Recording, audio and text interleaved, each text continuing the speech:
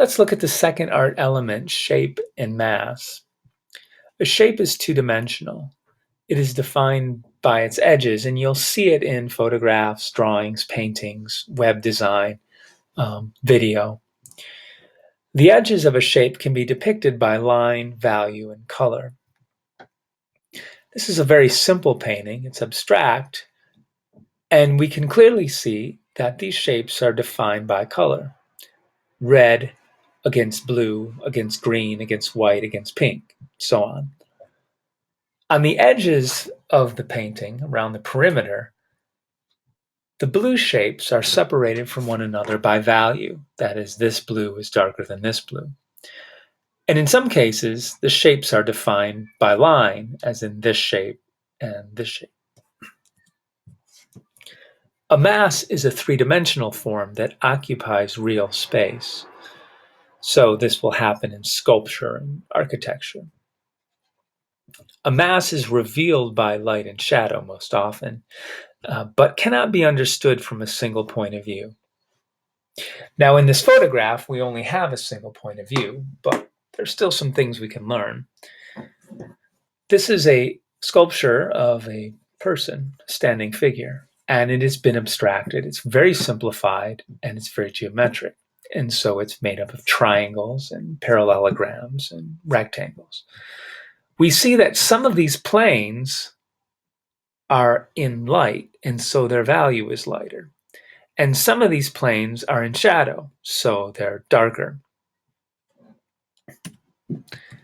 Shape and mass can be divided into two broad categories, organic or geometric.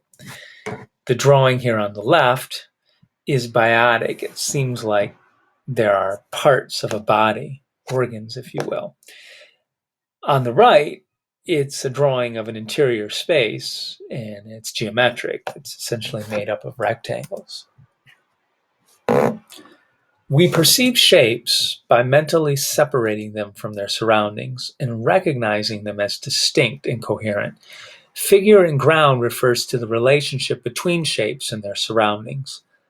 The distinct shape here in this painting is the figure, and the shape of the space around the figure is the ground, the wall, and the door. This is a very coherent separation of figure and ground. In some works of art, this relationship between figure and ground can be a bit more ambiguous. In this abstract painting, we can look at it and see the black shapes as positive or as figure, and we can see the white shapes as background. And at the same time, we can reverse that and see the white shapes as figure and the black shapes as ground. And we call this figure-ground reversal. Shapes in a two-dimensional image can be positive shapes or negative shapes. Because a two-dimensional image occurs within a shaped format, any image is a system of interlocking shapes. We tend to view figure as positive shape and ground as negative shape, but artists stress equal importance on both, and this is obviously the case in this drawing by M.C. Escher. It's hard to tell which is positive and which is negative in this case because positive and negative are essentially the same. The red lizard may be positive, and if the white lizard is negative, it's the same, or if the black lizard is negative, it's the same. Shapes can also be implied, and those shapes are incomplete.